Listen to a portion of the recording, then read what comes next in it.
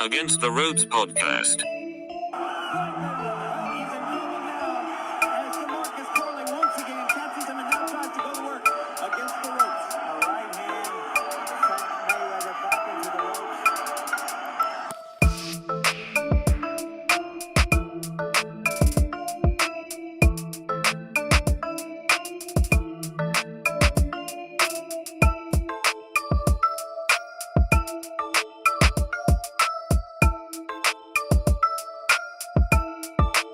Contra las cuerdas.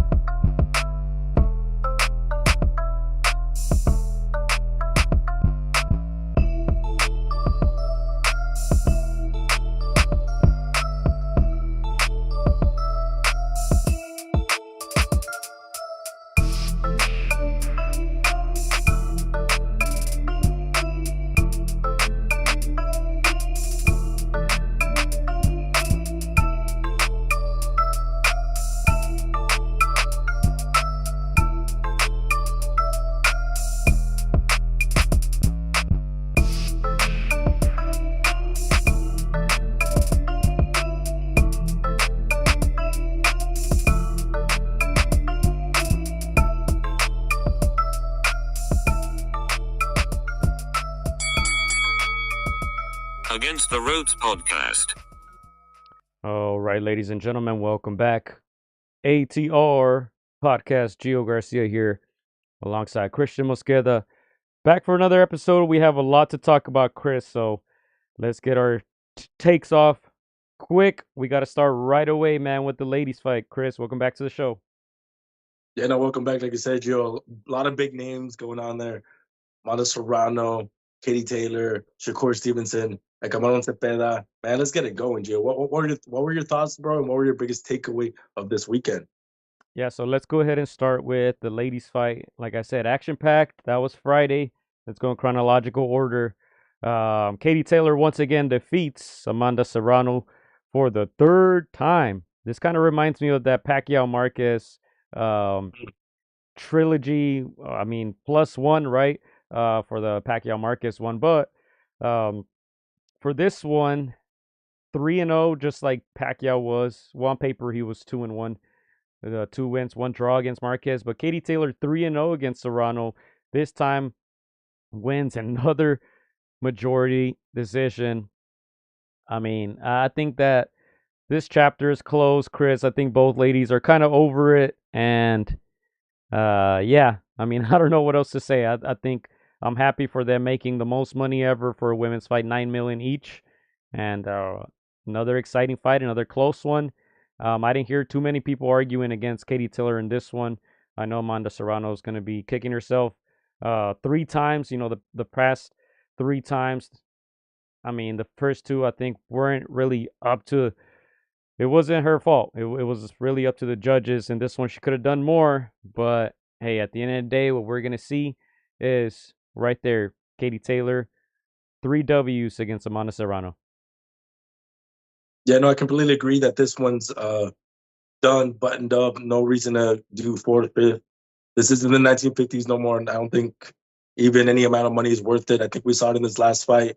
Both ladies, especially Amanda Serrano, didn't want to engage as much as she did in the first, number 1 and number 2 fights. I think you and me said it. We expected Amanda Serrano to take the fight to Katie and to do some of the things that she did in fight number 1 and 2 and take it up another level. We thought that the hunger was going to be there.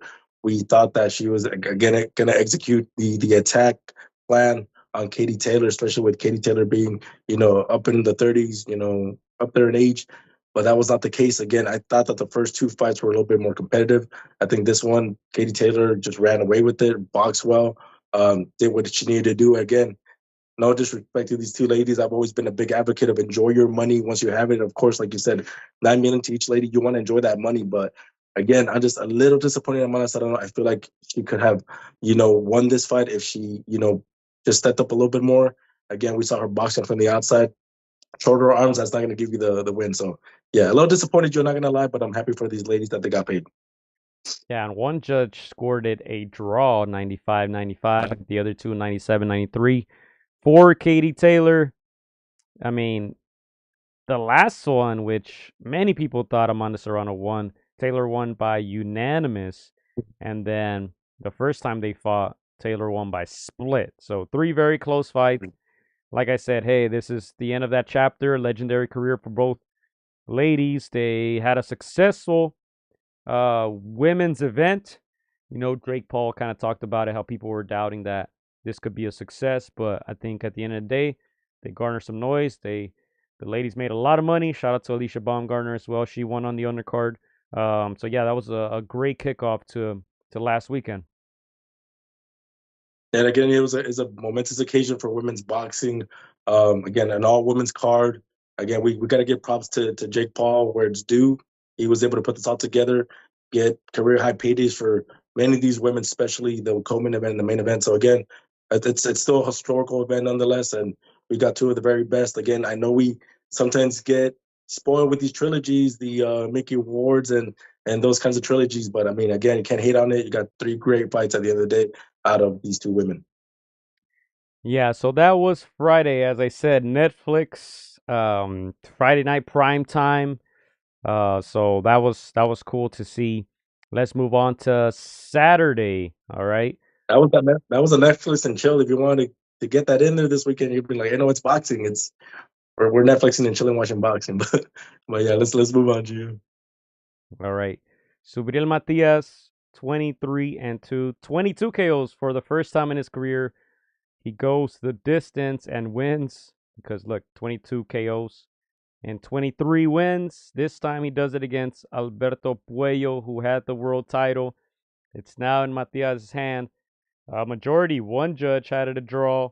The other 2 had Matias up 7-5, 115, 113, and he inserts his name now again at that 140 pounds, which is a stacked division. And we'll see, man. Suriel Matias, I always liked him. Obviously he has tremendous power. He actually has a body on his resume. You know, probably nothing to brag about, but yeah, he's a powerful guy, dangerous guy. He got outboxed against Liam Paro recently in Puerto Rico. 2024, last June, a year ago, got a couple TKO since, and now wins barely against Alberto Puello, and he's a title now. He's a titleist now. He has the WBC crown. So hopefully big fights for him, man. We obviously heard names like Teofimo Lopez possibly, fighting against Matias. That never came to fruition, but Matias is going to be a name, man. He's a dangerous guy, power puncher. He comes to fight. He's exciting to watch, and he's a champion now. Yeah, Joe, I said this weeks ago. I thought this fight that was going to be one that could have stole the show. And obviously, not recognizable to the mainstream, but very recognizable to the boxing fan. This is a great fight, excellent fight. I like that I saw Matias kind of get back into his rhythm again after that Liam Paro fight. It's almost like a lot of people discounted him, took away his boogeyman moniker, almost, saw him outside of the top 3 at 140, but I thought he gave a good account of himself. I did pick him to win this fight last week on our predictions, Gio. I'm going to have to disagree with the judges. I think Puello kind of won this fight by 2 rounds, in my opinion, 2-3 rounds. I just saw him boxing a little bit better on the back foot. Again, Matias was bringing the fight to him, so I kind of do understand how the judges maybe favored him. Again, I've always said you watch the fight on TV, you watch it ringside, it's a little bit of a different look. So not too mad at that, but I do want to give Puello props. I thought he should have deserved the win, Gio. But again, if you talk about what's better for boxing, I think it's better for boxing than Matias won. It just makes it a little bit that movement a little bit better at the 140 division. Yeah, we mentioned that good Puello run that he had, defeating Gary Antoine Russell last summer, then defeated Sandro Martin earlier this year. Couldn't get it done, at least on paper, against Subriel Matias, but he's going to be around, man. He's going to be around. Good boxer from the Dominican Republic. Not the most powerful, 10 KOs and 24 wins. But as I said, I think he'll be around. I think he'll definitely get another big fight or two. But let's continue on that because Saturday we had a lot of action, man. Turkey Al-Sheikh doing his thing, and he told guys like Shakur Stevenson, we would assume, right? Said, hey, man. In other words, we like exciting boxing. We don't like guys to run. So, that's what Shakur did. He stood there in front of William Zepeda. He fought more so than he boxed.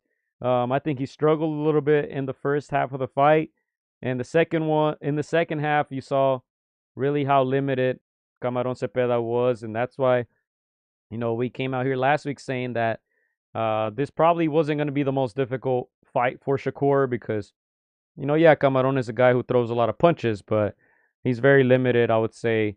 Um, just with his IQ, with his defense, he's there to get hit. He really struggled against Tevin Farmer. I was surprised that he was able to wobble Shakur Stevenson, like I said in the first half of the fight, and it was with a jab. You know, Shakur, it took him a minute to figure it out, but yeah, I think the second half of the fight, it was all his. I do disagree with the judges' scorecards. I think they had it very, very wide. 118, 110, 118, 110, and 119, 109. Not sure what they were watching, but, Shakur did get touched up a lot. He definitely won the fight, but I wouldn't say he won almost every round like the judges saw it.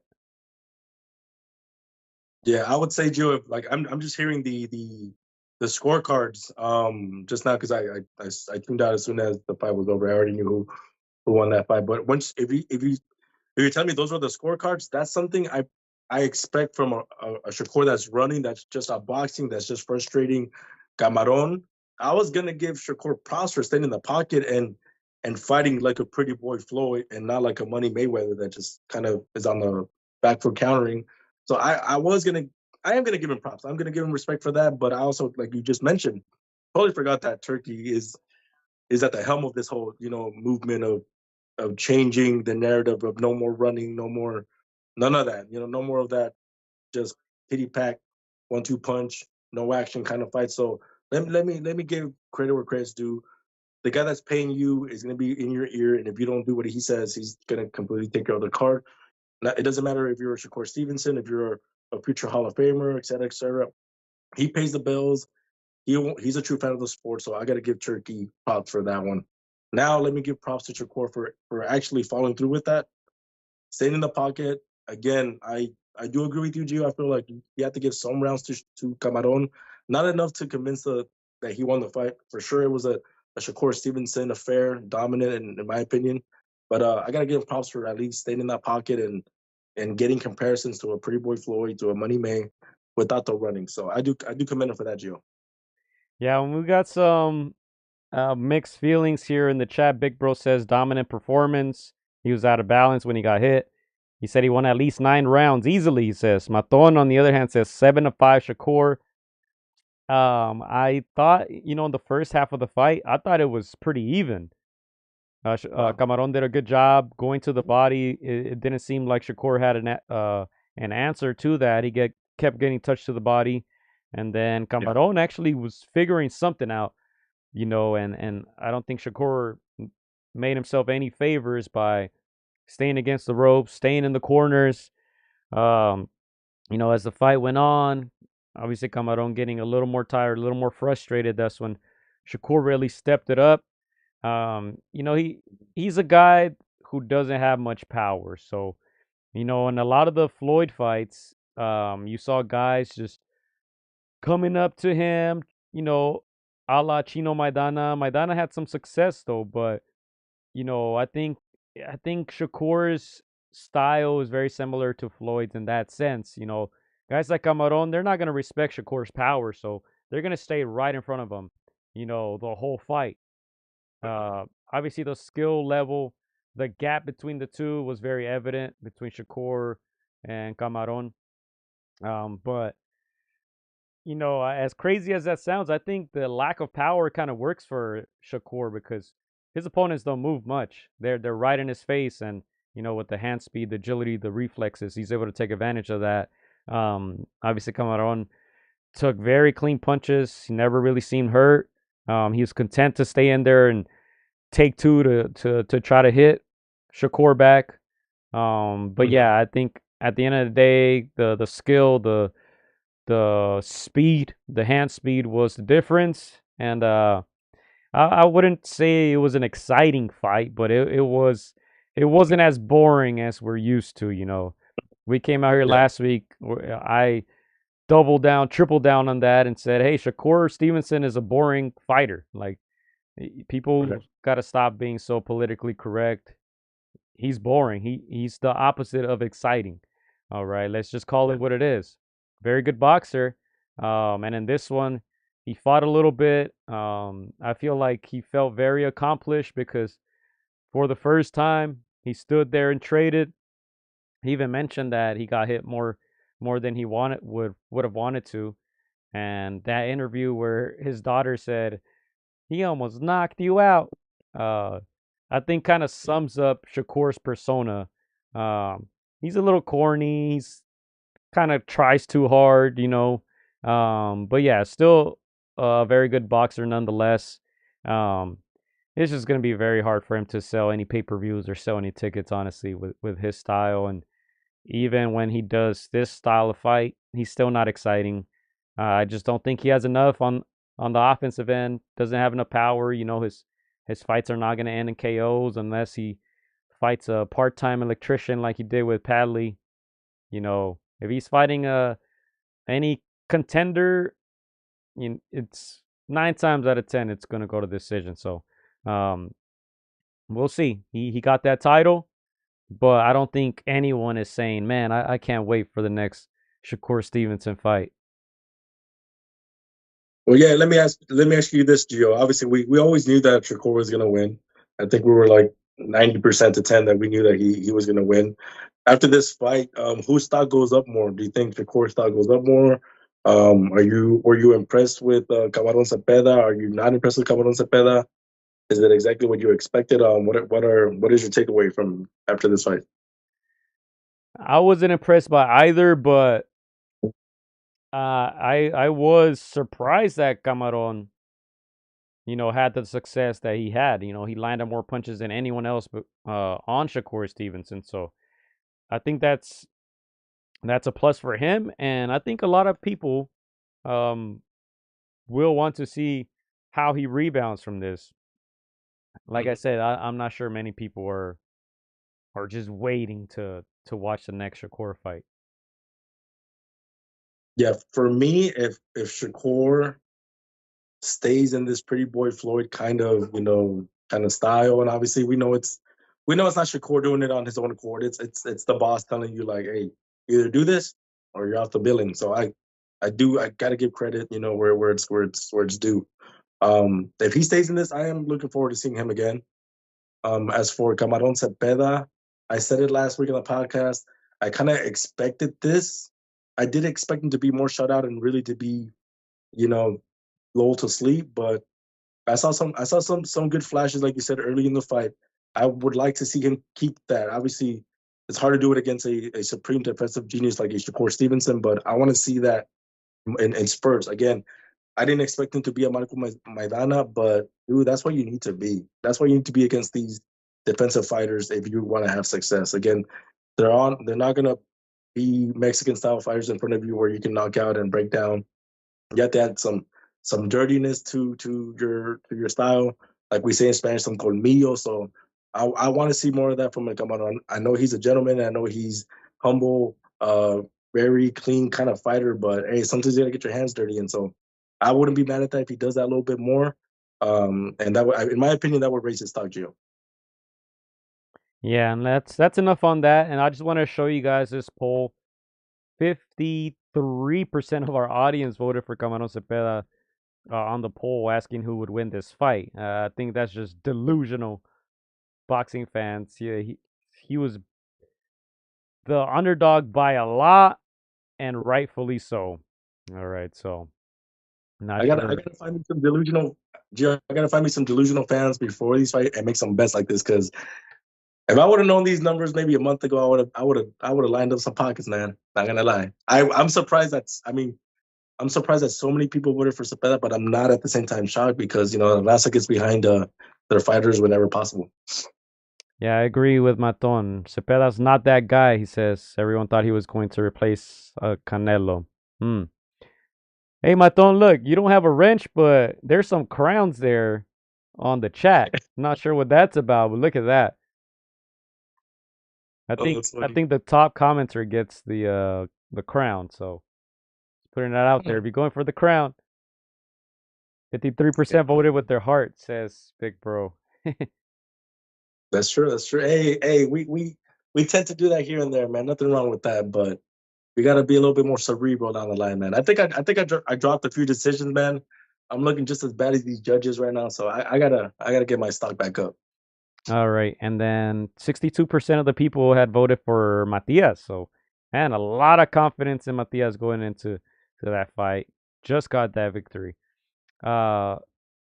Let's go ahead and move on to Berlanga Sheeraz because look, 56% of our audience believed that Sheeraz was going to win. I was one of them. Chris voted for Berlanga. Yeah, go ahead. Honestly, I don't know. I think I voted for the entertainment factor, Gio. To be honest, this guy made me look so bad this weekend. I know people were like, "Why would you vote for him?" But I'm not gonna lie. I think I bought into the entertainment factor, man. Again, that trash talk between him and Oscarin was fire. It got a lot of people excited. Again, I thought that Sheeraz was gonna have the UK curse that we so famously talk about here on the podcast. And yeah, no, I'm the first to eat my words. And then shout out to Sheeraz, man, looking like a prime Tommy Hearns out there. Hey, 5 rounds is all it took, man, for the new king of New York, Hamza Sheeraz. I was wrong, says Maton. I had Berlanga winning. Yeah. Making us look bad, Maton. Making us look bad. Big Pro says 44%. Man, look, I thought going into this fight, it was supposed to be more of a 50-50. I'm not going to act like I expected Sheeraz to do this. I believe I picked a decision for Sheeraz.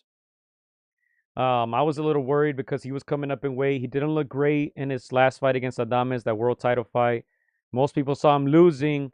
At the end of the day, he got a draw, then moved up in weight and looked great at 168. And I mentioned last week, hey, if this guy wins, people are going to mention Canelo. And obviously, he's a king at 168 pounds.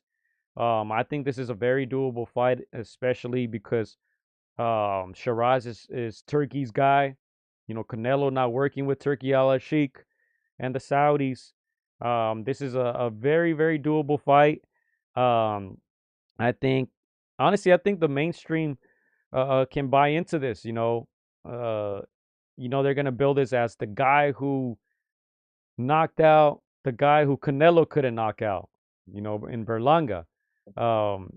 Again, I'm pretty surprised that it unfolded the way it did. Sheeraz looked great, variety of punches, clean punches, short punches, and Berlanga, I expected a lot more. A lot of us came out here on the chat last week and mentioned Shiraz's chin. If Berlanga gets to him, how is he going to react? You know what happens to the British fighters when they cross that pond? Something happens, man, and they tend to shrink. Sheeraz rose to the moment and made a huge, huge statement. Canelo was able to drop Berlanga and hurt him, but he wasn't able to stop him. Sheeraz did it in 5 rounds, knocked him down 3 times, and at the end of the day, the referee said, man, this is enough. We got to stop this. We got to save this guy. And, man, what a statement win by Sheeraz. Again, I predicted that he would win by decision. Man, I didn't see this coming at all. Yeah, no, Gio, I didn't see it either. Again, I've always said in the podcast, anybody that knocks out their opponent in 5 rounds and under, they're on a different level. So again, the fact that Sheeraz did that, again, this fight reminds me of Oscar de la Hoya, Fernando Perros Vargas, and we're talking about testing chins. Oscarin de la Hoya tested Feroz's chin back in the day. We saw how he went down, and this looked like the modern poor man's version of that. But man, the way that Berlanga went down, oof, it's been making the rounds, man. People have been saying when being cocky goes wrong, that this one's gonna make the rounds 100%. So again, this is the Sheeraz that people were expecting when when that fight with Adamus got made. Obviously, we always say, "What have you done for me lately?" The last time we saw Berlanga, he survived Canelo. He's been writing that narrative. Obviously, Shiraz didn't look as great, against Adames. You got to give props to Adames. He's probably just that good. He's that concentrated toro in there. Just doesn't make it easy for a boxer like Shiraz. So you got to give Adames more respect. Again, Shiraz boxed beautifully. What we expected him to do against Adames, he did it in this fight against Berlanga. So again, I agree with you. Easy fight to make with the face of boxing. Built-in fan base. We already know who Canelo is. We already know what he brings. Shiraz, ambassador of the sport, right there with Turkey. Coming off a huge win like that, you've already said how they're going to sell this fight. They should give you that 5%, promotion there, Gio, for giving them that storyline. Boom, dude, that fight can be made. And again, it's going to bring the Muslim, the UK, the Mexican, the Americans. It's going to bring a whole fan base and lots of dollars to the sport. Hamza Shiraz, 22-0 now. 18 KOs. That 18th is the biggest of his career in his debut at 168 pounds. 26 years old, man. He's still a young fighter. And his resume, it's starting to shape up a little bit. The Austin Ammo Williams fight, man, I feel like Ammo was outsized by a good margin against Shiraz. If you guys remember, that was I believe that was the Queensberry versus Matchroom card where Eddie Hearns took all L's. That was a very good win for Shiraz, TKOing Austin Williams, who was undefeated at the time. Carlos Adames, even though most people saw you lost, is still on your record, and it shows that you did not lose to him on paper. And then you make the jump, and then you KO Berlanga. So, man, Shiraz, I think, has set himself up for a good payday. And on the other hand, Berlanga, I saw someone posted a picture on Instagram that it would make sense for that Caleb Plant fight, both coming off of losses. I think that makes all the sense in the world. And yeah, for Shiraz, man, I can see him getting a big payday. If I'm him, man, I'm waiting for Canelo. I'm taking a page out of the playbook of the other guys. Man, look, I took the risk. I went up in weight, knocked the guy out. I'm waiting for my chance. All right, but yeah, I'm that makes me a little bit excited to watch Shiraz's next fight. I thought he looked very good. Like I said, I'm very surprised by that performance. But yeah, I mean, if you're Berlanga, you cannot do all that talking just to get stopped like that. All right, that's all I'm gonna say. Let's go to some comments real quick. Let's see what the chat is saying. Just reloading over here. Hold up. All right. Keep Plant far away from Shiraz, says Derek. Berlanga looked way bigger than Canelo, and Shiraz looked way bigger than Berlanga, says Maton. If Shiraz looked this good at 168, that just means his weight drained himself to make 160.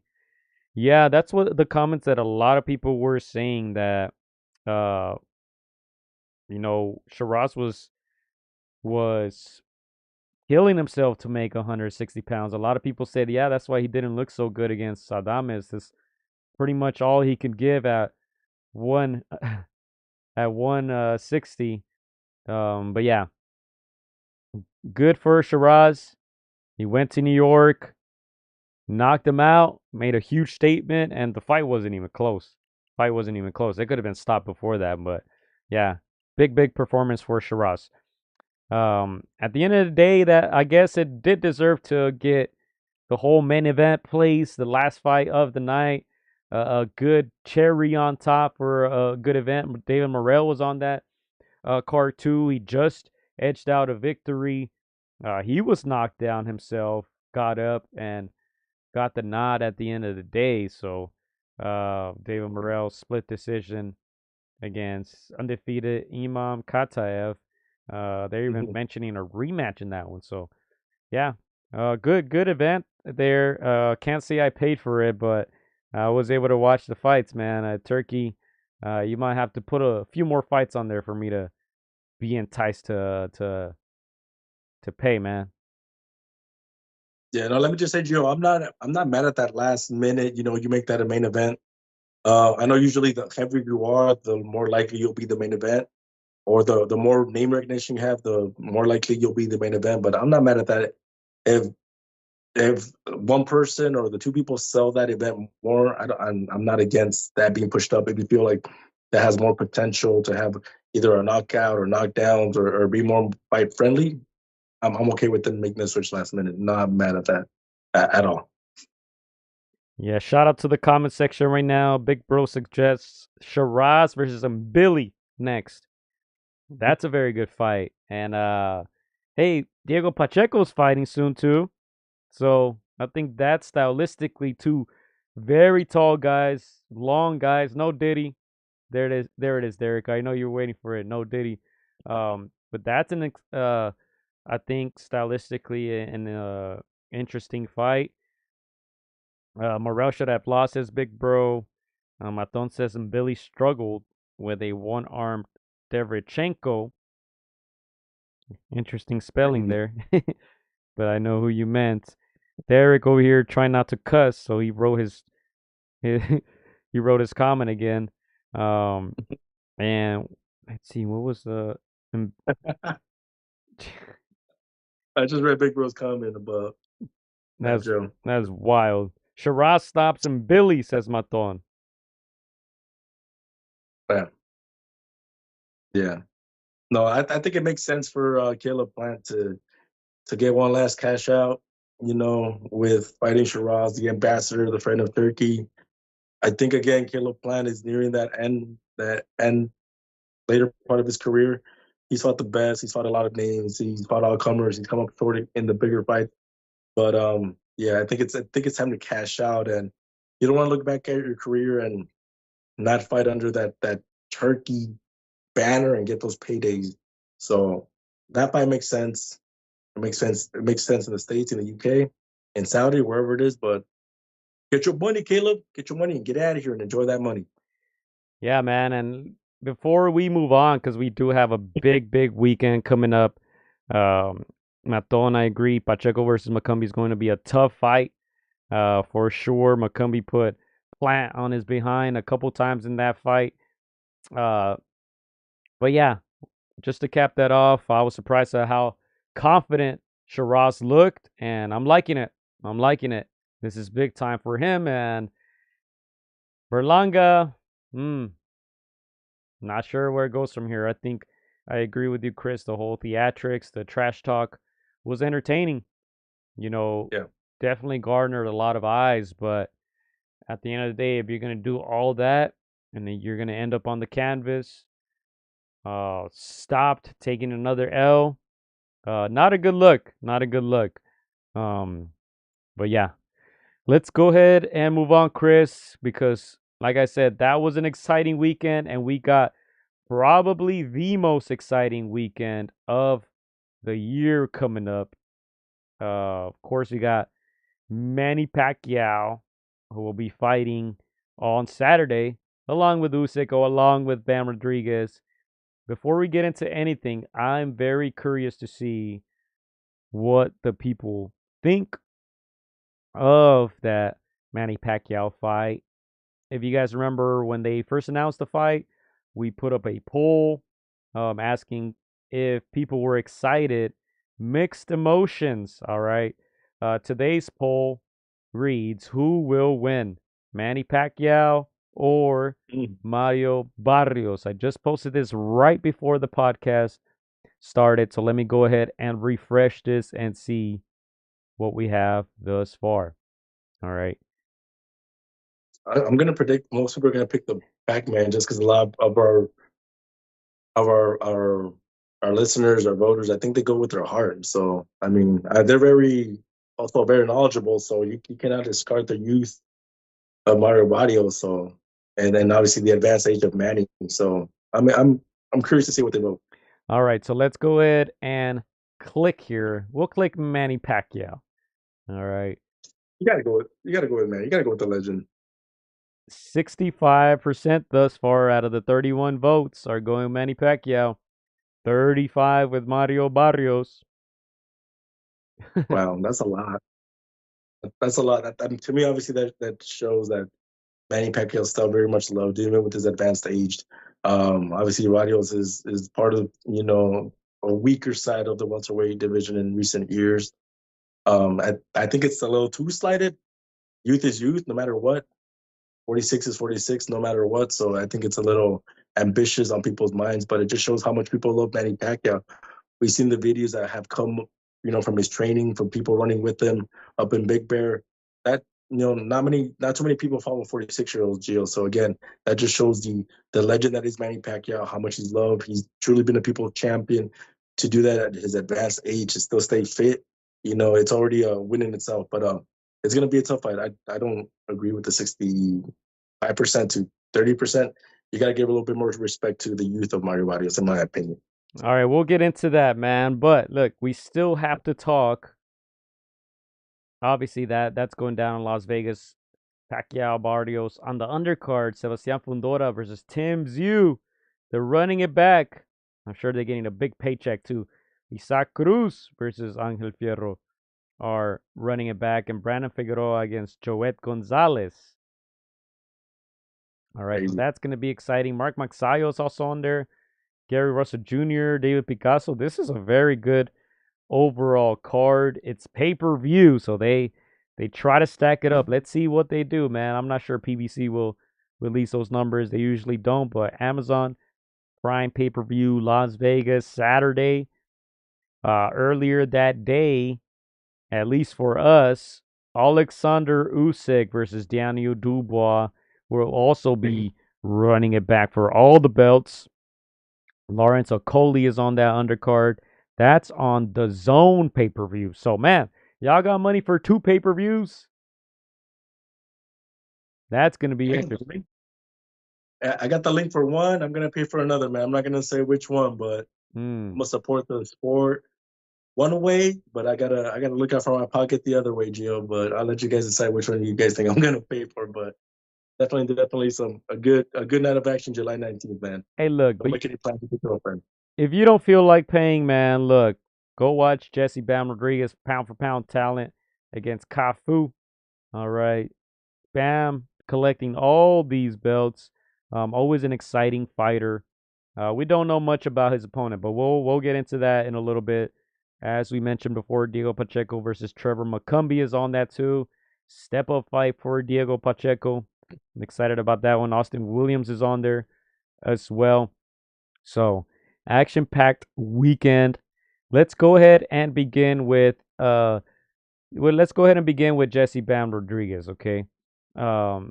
Obviously, we showed you guys the poll a couple weeks ago about what fights people were excited to watch in this month of July.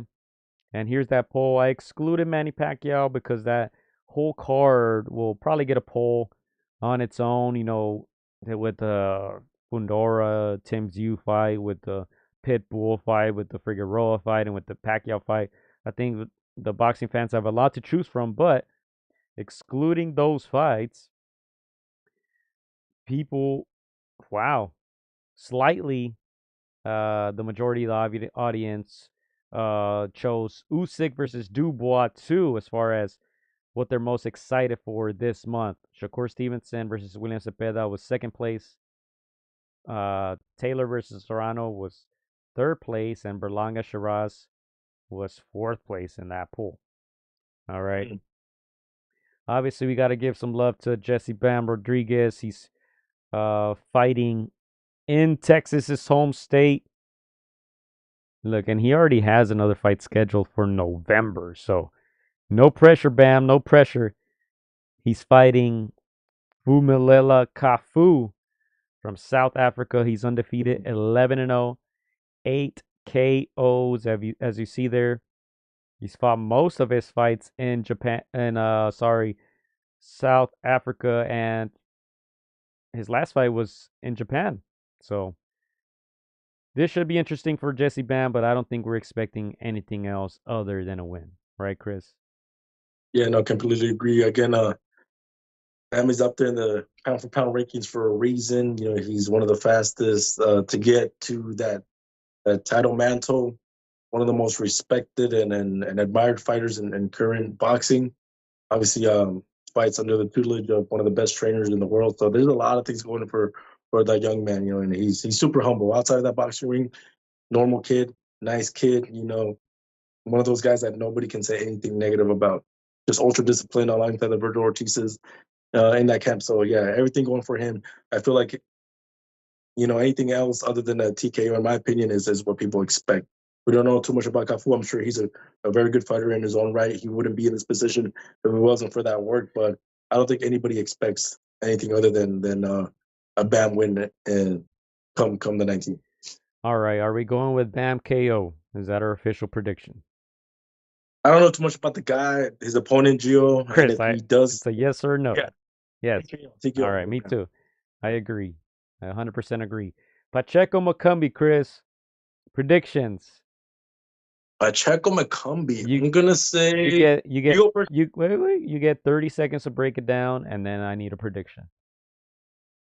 Good veteran in Macumbi. Obviously, told us a lot about himself against Caleb Plant.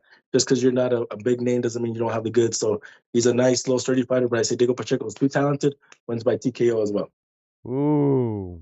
Where are you going with that one? All right, so Macumbi's 28-1, 21 KOs. He's got some power. He's 32 years old.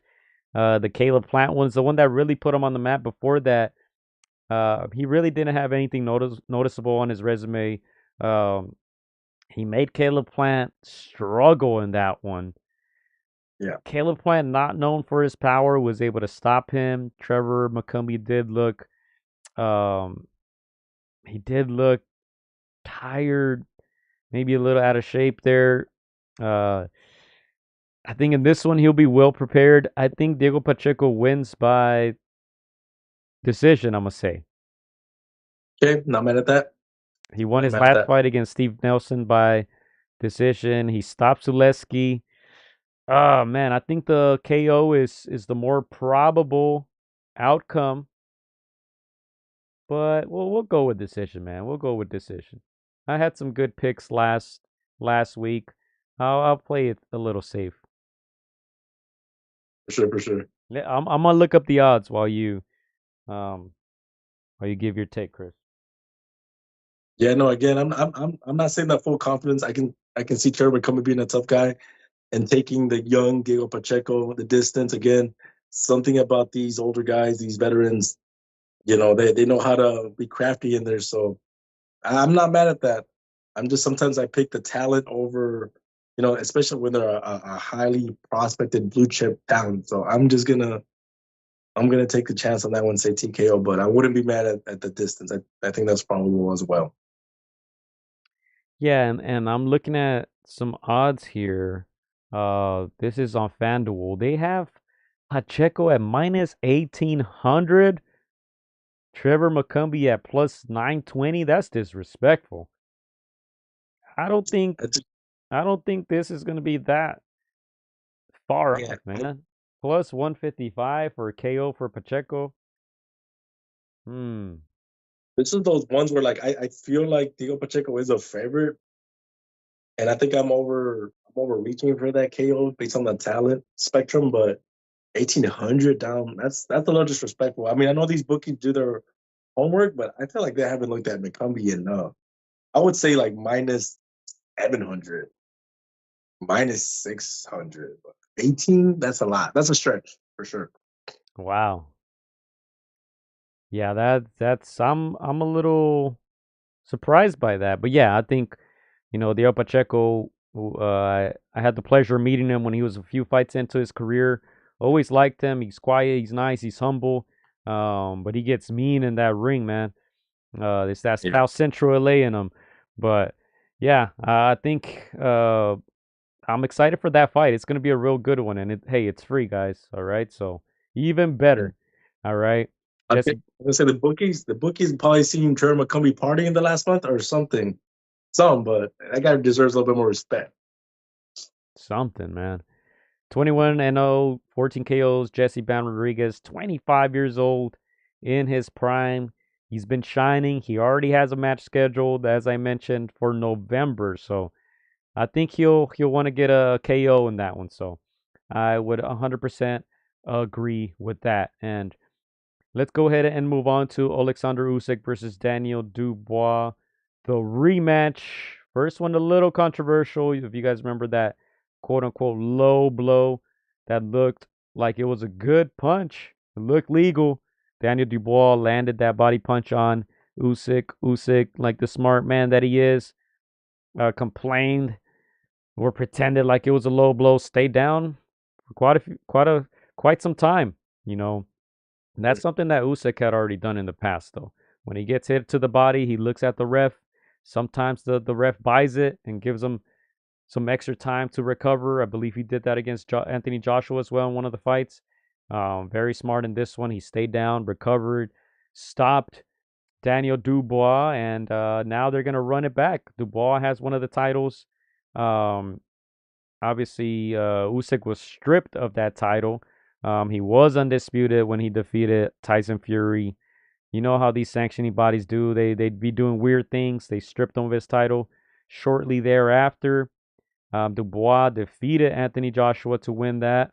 Stopped Anthony Joshua in a very, very good fight, and he's got a some good momentum going. He stopped Joshua. He stopped Hergovich. He stopped Jarrell Miller. You know, all that after the Usyk loss that happened in 2023. So I think I'm a little more excited for this one now than the first fight. And yeah, this should be good, man. Undefeated Usyk, one of the top two, top three pound for pound. To me, he's probably number one right now because of those wins against Fury. Let's see how he comes out. He's 38 years old. Let's see if that's a factor. Dubois, obviously, much younger than him, 27. Let's see if that's something. But the thing that worries me a little bit about Dubois is he tends to fade out a little bit, man, late in those rounds. We saw that against Usyk. He faded a little bit, and Usyk stopped him. He's been stopped twice. And those two losses, he lost both by being stopped.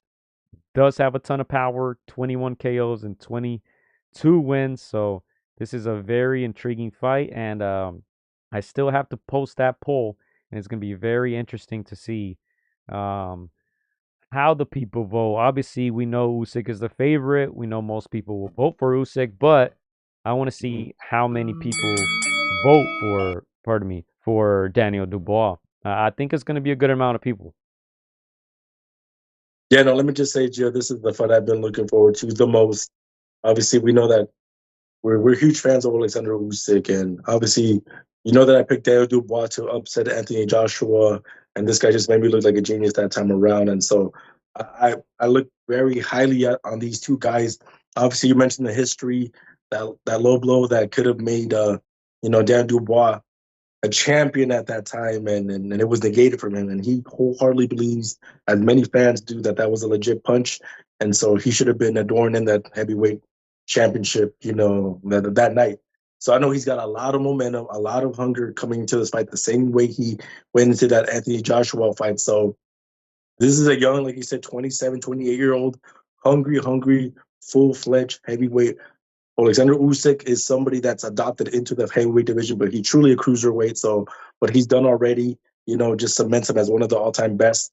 Just, from not knowing that he could do what he did in the heavyweight division, just makes him an all-time best, in my opinion. So he's got something to prove, but 38 is 38, Gio. So again, it's a very tough assignment. I almost see this fight kind of like Triple G when he fought Canelo, the first two fights. You see the momentum of Triple G just winning, but eventually you hit that one young guy that's just as hungry to be an all-time great. I'm not saying Daniel Dubois is there, but he's got that hunger. He's bigger, younger, so yeah, there's a lot of riding on this fight, and I want to say it's 65-45 for Usyk. Do you want me to lock in my decision now, Gio, or If you want, if you're ready, I'm ready, bro. I'm ready. go for it. I'm gonna say Usyk. You're never usually ready, so I got to take advantage. Go ahead. I'm gonna say Usyk by decision. Very tough fight. He's gonna have a hungry, hungry lion coming at him all 12 rounds. But I think Usyk by decision, and yeah, man, I think it's gonna be his toughest fight today, in my opinion. Bad comparison, says Big Bro. Um, no, I agree. I was thinking about this before the podcast, before the live stream began, and yeah, I think Usyk by decision. I think Dubois is gonna be a little more ready. I think he's gonna pace himself a little more. And the last one, I think he probably did just too much too early, gassed out, got stopped. I think he's gonna be a little smarter in this one, and he has all the confidence in the world. You know, after stopping Joshua Hergovich, Big Baby Miller. You know, with all that being said, I still have him losing, but I think he goes the distance. There's a poll right now that I posted. Was the punch legal? Let me know what you guys think right now. I think it's 80-20.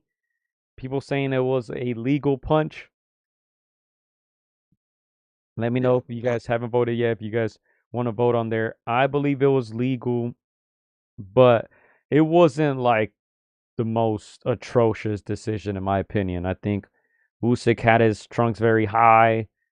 The punch did land on, it seemed like, on top of that belt line, or on the belt line. Um I don't know, man. I'll pull up a picture and you guys can let me know. Obviously, after the fact now, doesn't really matter. At the end of the day, Usyk stopped him, but yeah, I think that's gonna be controversial forever. And I'm gonna vote and say it was legal, Chris. Yeah, no, I agree. Even though I love Usyk, I gotta keep it real. I feel like it was a legal shot. It was right on the belt line. Um, if those shorts weren't that high, like I feel like you could. Yeah, again, I'm not a big fan of having those shorts high. You know who I'm talking about. You know what fighters I'm talking about. But yeah, man, I feel like that should have been considered a legal blow. But you know, you can't cry over spilled milk. What happened happened. I think because of that, it makes the fight even better this go around, and it gives Darren Dubois even more momentum, even more motivation to go in there and not leave it up to the judges. Again, he's got more than enough power to hurt Usyk. Even though Usyk is more talented technically wise, I think Darren Dubois has more than enough to snatch the title from him if he really, really wants to. Yeah, and you guys see it there. He definitely didn't get punched in the nuts. I'll tell you that much. You know, but yeah, it's just the placement of his shorts, how high they are, kind of make things a little questionable. But I believe it was a legal punch. And you know, Yeah. Usyk did his thing. He was smart. Look at him resting there, breathing, catching his breath, and came back and knocked him out. So he did what he Yeah. was supposed to. Yeah, I was gonna say, Gio, like in boxing, it's not just there's so many more layers that you have to learn. And as you grow in years and you grow in knowledge and experience, you just gotta take that with you. And again, like what fights are you winning outside the ring? If I'm hit the Dubois' corner, I am demanding you get shorts that are like right where they're supposed to be. I know there's a lot of this gray area, but I'm like, I don't want this thing to happen again. If I have a right manager, I'm like, better make sure those belts are like on the right line. Again, it's these battles that you win outside the ring, and then the colmillo and the experience that you bring inside the ring. So we'll see. Again, those things at that elite level matter a lot. All right. Do you want to predict the odds? Obviously, you're going with Usyk, but how wide do you think the bookies will have it? How wide, like minus like favorite for Usyk? I would say I think it's gonna be like minus 400 for Usyk. All right. I don't think it's something too great, but I don't think it's gonna be something super close either. But My minus 400 for Usyk, I think. Pretty Or close. what are they? They have the ranges are minus 335 to minus No? 360. So pretty close. Plus 260 for Dubois, plus 300. Some sites have them. Draw plus 1800. Oh. Damn. So yeah, Yeah. they don't have it as wide. The what fight was it this past weekend that they had it super wide? Oh, I don't. I think the Shakur one. They had him at like minus 1800 or something. Super wide. Even Dio Pacheco, super wide. But yeah, this one seems very, very, very reasonable. Yeah. I was gonna say if I'm not an Usyk fan, if I wasn't a no bias in there, I would put some money on Dubois again. 38 is 38. 27, 28 is it's a great difference. And again, once you've beaten a guy like Anthony Joshua, man, you got all the momentum going for you, man. That's a heck lot of momentum for a guy like Dubois. So Triple D, man, he wants that huge win on his resume. And again, I think he's in his prime to make a statement. All right, that's going to be very exciting. I'm going with Alexander Usyk decision. You're saying decision as well. Yeah.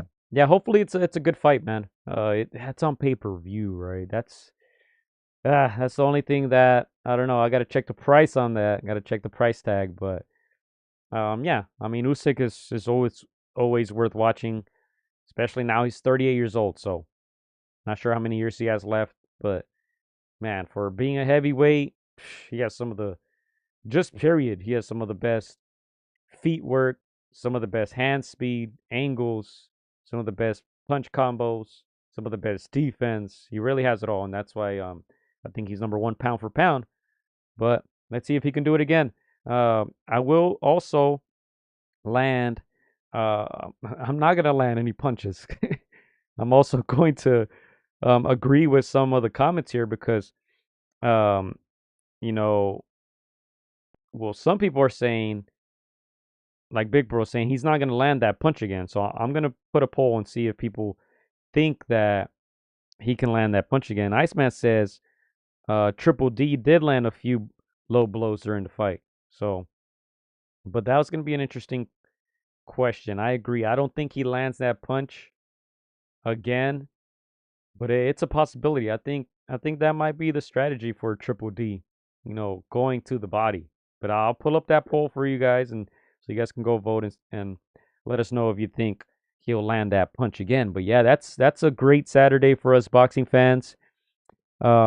We still have another event that's also going to be pay-per-view.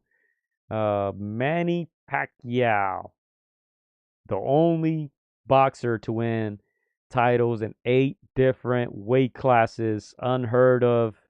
Manny Pacquiao, 62-8, 39 KOs, 46 years old. He hasn't fought since 2021. He didn't fight in 2020. His last fight in 2021 was versus Yordenis Ugas. Didn't look good at all. The scorecards were somewhat close, but man, he looked old in that fight. Yeah, it was a Manny that we've had never seen before. We're used to the fast, explosive Manny Pacquiao. Didn't show that against Yordenis Ugas. But if you were rewind 2 years before that, he looked great against Keith Thurman. He won by split, but yeah, I don't think it was that close. Before that, he defeated Adrian Broner that same year.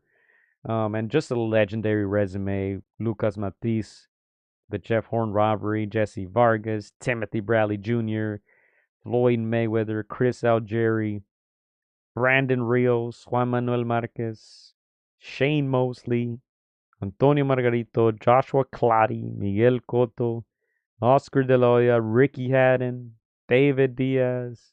Marquez is going to pop up here a whole bunch of times. Marc Antonio Barrera, Eric Morales. I mean, come on, man.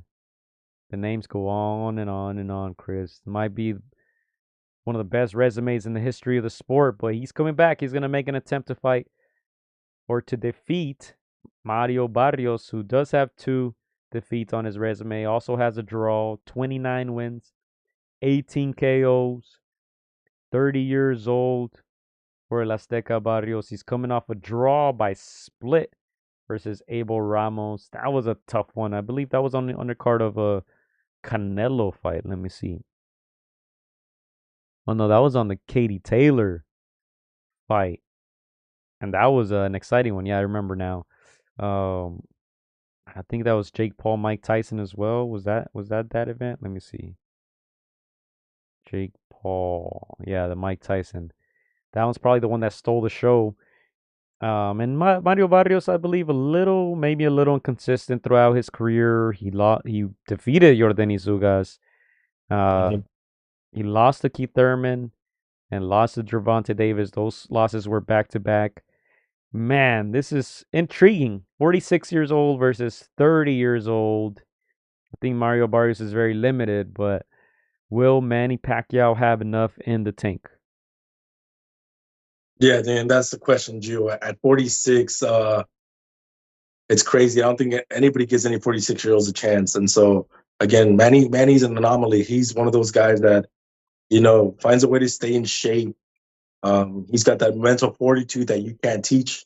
Only few athletes in any sport have it at that elite level. But 46 is 46. The body's the body. It starts to break down. Like you said, he didn't look too great in his last outing.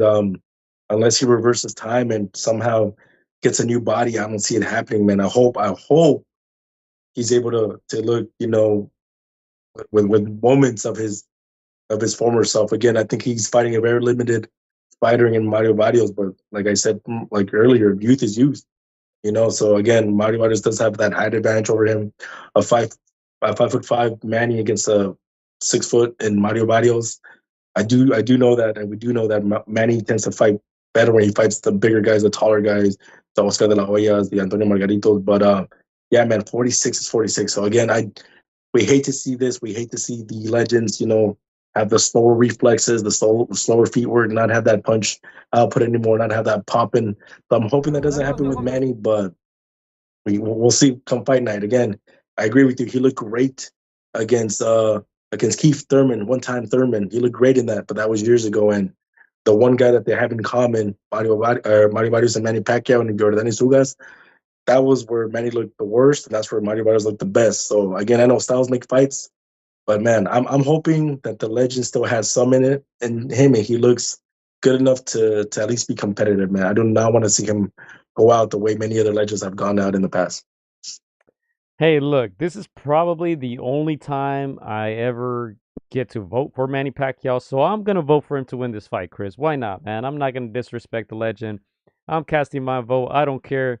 I'm not saying how or who or what or when. I'm just saying Manny Pacquiao. All right. I don't think he gets a knockout though, decision. But come on, man. That's a legend. I won't disrespect one of the goats. Poll up on your screen right now. Will Manny win? I'm gonna cast my vote and say yes. Um, but yeah, we'll see. 46, man. People have done it in the past. Obviously George Foreman. I would say is less difficult probably to do it in the heavyweight division. The power is the last thing that goes. That's what all the pros say. Less movement in the heavyweight division. If you catch the right guy at the right time, you can put him down. Uh, 12 rounds is going to be very, very difficult for a 46-year-old Manny Pacquiao who hasn't fought in over 4 years. But as I said, I don't care. This is one of those sentimental votes, Chris. I'm going for Manny Pacquiao. Yeah, even with all my criticisms, I'm gonna vote the same way. I'm gonna go with Manny Pacquiao, unless he becomes Adrian Broner overnight and does not let anything go. That's the only way, in my opinion, he loses. I think Manny Pacquiao is an outstanding athlete. He gets in shape. Obviously, we've seen the videos of him working out. He's getting into shape and for this moment.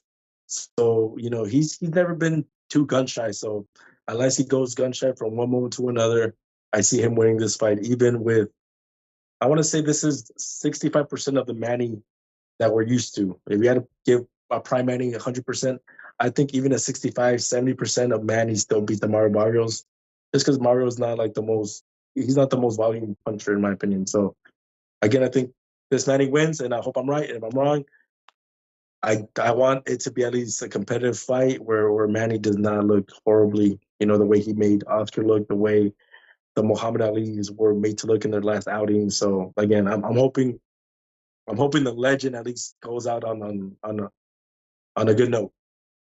Yeah, as long as we don't get like a Sergio Martinez moment or something like that, man, that still hurts even to say it, Yeah, but yeah, I think him if he goes 12 rounds, I think that's a W. I think people will clap for him. I think people will be excited and happy to see him possibly one last time.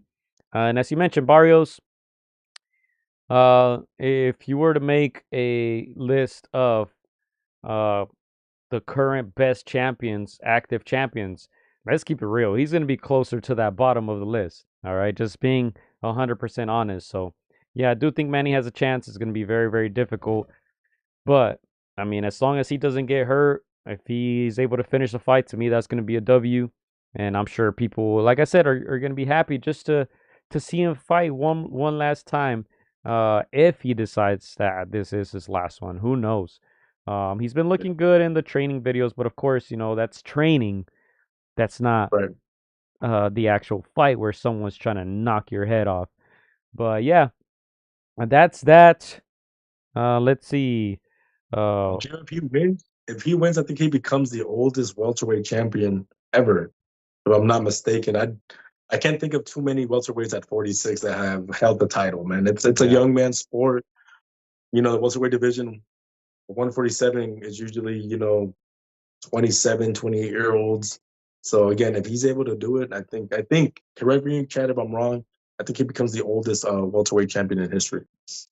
yeah. I can't think of anyone else, and thus far, 40% say he'll win. 60 are saying he will not. Let's go real quick to that undercard because that's gonna be stacked. All right, man. Sebastian Fundora, Tim Tszyu. I'm surprised that Fundora finally decided to give Timmy Tszyu his rematch. 22-1. Sebastian Fundora, the Towering Inferno, representing Coachella, California. 14 KOs to his name. He's been stopped once. That was against Brian Mendoza. That was one of the best knockouts we've seen in the last 10 years. Well, depending who you ask, obviously.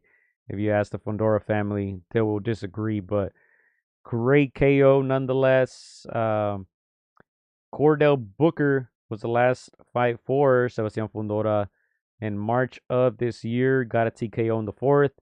Before that was that brutal fight against Tim Tszyu. And man, Fundora is a guy who I think has earned his stripes. He's got some good W's. I disagree. I don't believe that he defeated Tim Tszyu. If you guys remember, Tim Tszyu got a cut early in the fight.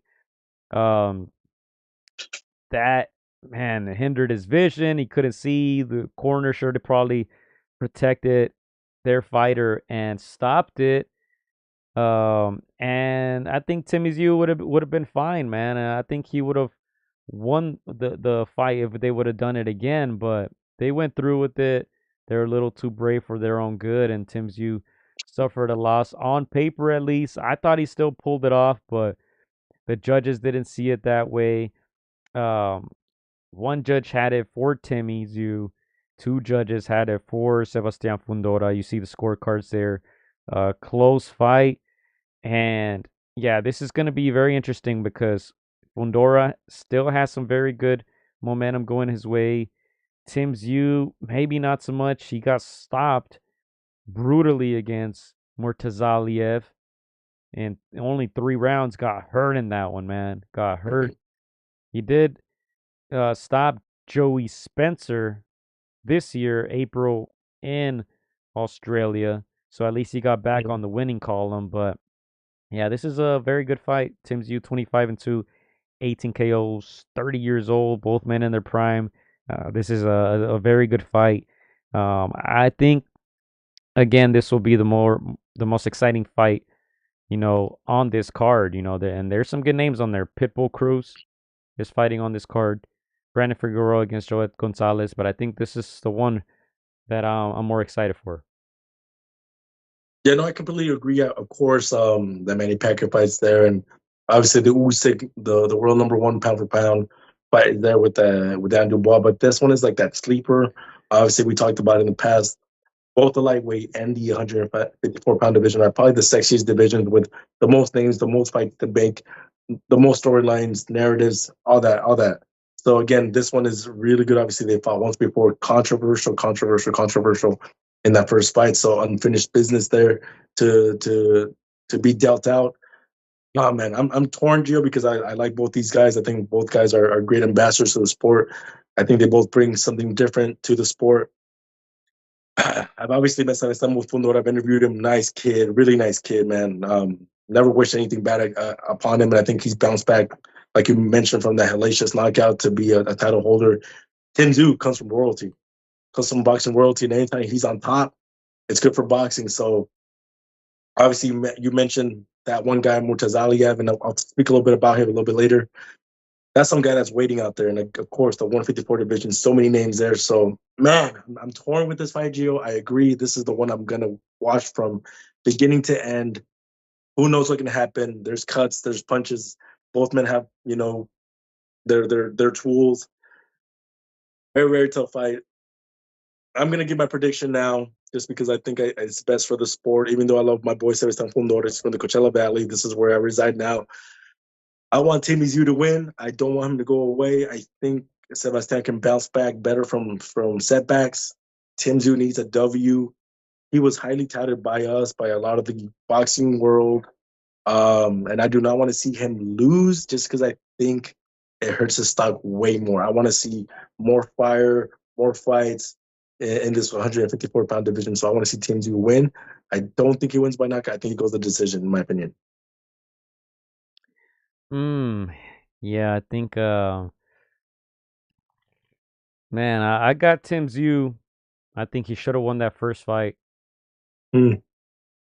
The method is interesting because Fundora's there to get hit, and he was getting caught in that first fight. Up until that cut happened, then it seemed like, Tim Tszyu was having trouble seeing. Shoot, I probably out of both eyes, that blood was just dripping down, impeding his visibility. And Fundora, on the other hand, he has a motor on him, man. That guy can go. Volume punching, power punching, insane uppercuts. I mean, he's super tall for any division. He's as tall as most heavyweights. I'm gonna go Tim Tszyu. I'm gonna go with decision, but I think he does get a couple to a few knockdowns in this one. Yeah. I don't see it confidently, Gio. Again, that fight with Mortazalia, I mean, he took some damage. And again, like the chin's never the same after certain knockdowns, So I don't say that with the utmost confidence. Sebastian Fundora, again, with that range, with that size, like you said, that volume punching, weird angles, he could very well hit Tim Tszyu in that sweet spot. And like you said, he'll take damage, but he'll dish it out too. So I'm not fully convinced, man. I think it really is a 50-50 fight. Again, before fight number one, when I saw that fight, I was like, Tim Tszyu, man. Even though the Towering Inferno is what he is, Tim Tszyu comes from royalty. He's got so much going for him, not just mentally, but experience and just so much in there in that heart that you got to prove. So, but I mean, boxing is boxing, man. Again, the way he got hit, I don't see him being the same fighter. So again, I'm torn. I'm 50-50, but I'm gonna go with Tim Tszyu because I want that to be the outcome where it's good for boxing. It's good for that 154-pound division. And I did interview Murtazaliev and Coach Roma, Gio. Well, they had their moments and their piece and their opinions on this fight and who they want to see win. And they've dropped a bunch of gems. So stay tuned for that. But yeah, man, I'm excited for this fight. If between Usyk and this one, man, I think if I had to pick one to watch, I think action wise, I would probably have to pick this fight, Fundora and Tim Tszyu. I would agree with that. Iceman says Murtasaliev still hasn't fought. Had a fight. That's a boogeyman at 154. Crawford skipping 2 weight classes to run from him. Yeah, and you mentioned during that interview, Coach Roma and Murtasaliev a little frustrated that these guys, even though he's a champion, man, they don't want it. They don't want it. But yeah, so repeat your prediction again, Chris? Let's make it official. I'm gonna say Tim Tszyu by decision, man. Not fully confident in that. I think he's a little chin suspect now, but I'm going with the heart and what I want the boxing gods to give us come July 19th. Yeah, I agree. I agree with that. And what do you think Pitbull? How do you think Pitbull and Brandon Figueroa would do? I think they're gonna do good. I think obviously they have like tough assignments in front of them, but I gotta go with the names, man. I'm gonna go with Pitbull via. I think they went the distance last time, right? I'm gonna say the distance, but obviously Pitbull with the distance and Brandon Figueroa, I'm gonna say distance as well. Hmm. Okay. Yeah, those should be exciting fights. I think. Yeah, I think Pitbull wins, probably decision, and Figueroa decision. But those should be back and forth fights. I mean, just looking at the names, yeah, those guys, they go at it. They're gonna fight. There's no way around it. So yeah, it should be an exciting card. Pay-per-view. If you guys wanna, splash the cash, you guys got, two events to choose from on pay-per-view: Usyk, Dubois, and Pacquiao. Barrios. The Ban Rodriguez fight will be free, quote unquote. You got to be subscribed to the zone, but very good boxing this weekend, man. So yeah, thank you guys. Before we get out of here, thank you guys for keeping that chat lit. We'll be on here for about 5 more minutes or so, Chris. I do have a couple other things to add, but do you have anything that you want to mention before we start saying our goodbyes? No, for my part, man, I think we got a good little chunk of July to get, just that boxing fire going again.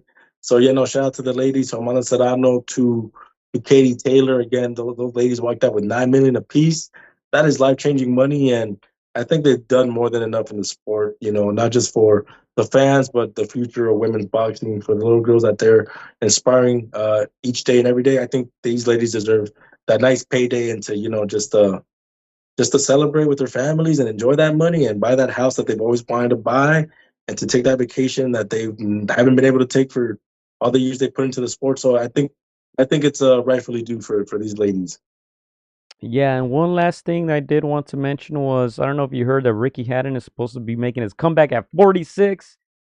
I saw that. Was he I'm like, jealous of Manny Pacquiao? Was he jelly of Manny Pacquiao? It says December in Dubai. Dubai. That's wild. And you know what's even to me even crazier was that um his son retired just this past weekend too. At 26 years old. Is he 26? Age 24. Man, he said boxing ain't for me. That's crazy. Wow. That is crazy. Dad said, if you're retiring, then I'm coming out of retirement, man. Yeah, Campbell had 46 is the new 36, man. I'm looking forward to 46 now. Boys coming out of retirement at 46. Yeah, that's pretty wild, man. But You retire at 20, Gio, you retire at 24 to come out of retirement at 46, bro. maybe that's the move, man. Maybe that's the move. But man, yep, that's interesting. I think that's all I have. I don't know if you have any other topics that you wanted to touch on. I think that's it for me. No, I think that's it. Again, had that sit down with Coach Roma and Bakram Mutazalia, the true boogeyman, in my opinion, at 154. Yeah, we'll get that interview up sometime later this week. But yeah, man, he touches on everybody at 154 from the Majimovs to Virgil Ortiz. I kind of teased them like, what was that back and forth between yourself and Virgil? If you want to clarify that here for the fans, he talks about obviously all that movement. He drops knowledge on his opinion about Terrence Crawford and Canelo Alvarez, and if he ever gets a call, would he take it? He also dropped his thoughts on Berlanga. We had a good little chat back and forth between the Berlanga, the Sheeraz. So yeah, man, guys, stay tuned for that. Again, Coach Roma was nice enough to do the translation, so we have Google translations for you guys. Obviously, background is Russian, so I don't speak Russian, so I'm not gonna pretend I do. Had to, get the services of Coach Roma. Again, we thank them for the time for letting us in their gym. It's lonely at the top. When I got there, he was by himself, just working hard. I let Coach know I'm here. I'm gonna wait for you guys to be done. Respect the work, and so yeah, man, I'm excited for that interview to drop, guys. And yeah, click that like when it drops. Yeah, and These guys, Big Bro says these old guys need to give it up. Hey man, I know someone. I know someone out there is gonna take my idea, but who cares? But I feel like they should make like a 40 and over league for these guys. Ooh, Like a real. 40 and over. Sure, I don't know. Yeah, I think 40 and over is fair, and just have those guys fight each other, man.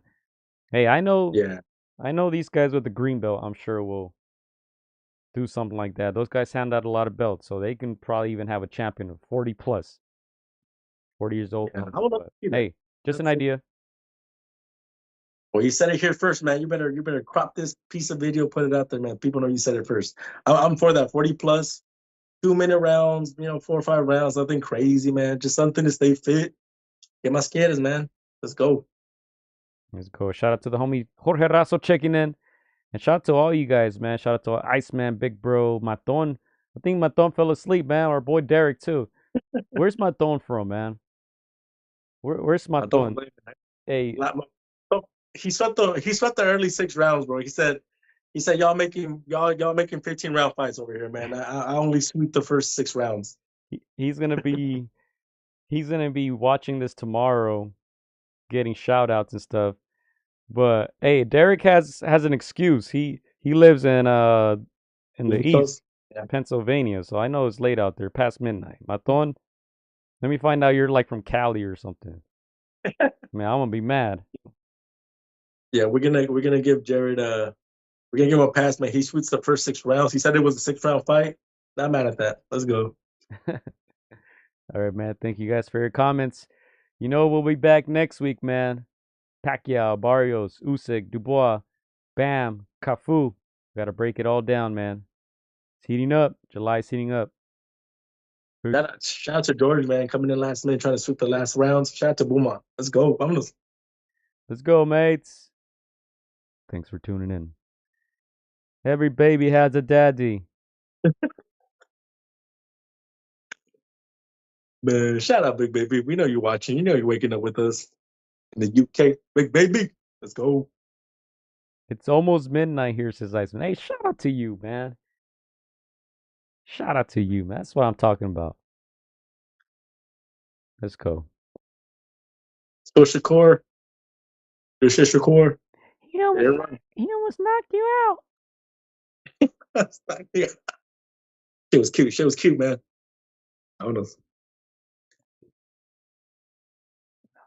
I'm very feel.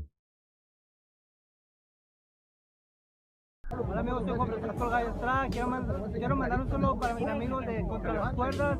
Échenle muchas ganas. Un abrazo, muchas bendiciones. Shout out to Against the Ropes. You know what mine is? Let's box, bitches. It's almost fight night. Shout out to Against the Ropes. Thank you for the support. Keep doing your thing. You're doing a great job. So thank you and best wishes. Against the Ropes. Huge shout out to Against the Ropes. Against the Ropes. Shout out to Against the Ropes. Thank you guys for the interview, and hope to see you guys soon. Against the Ropes, always doing the right thing. Shout out to Against the Ropes, man. I appreciate you guys for having me, taking the time out y'all day. Against the Ropes, #1. Freddie Roach. Thank you very much.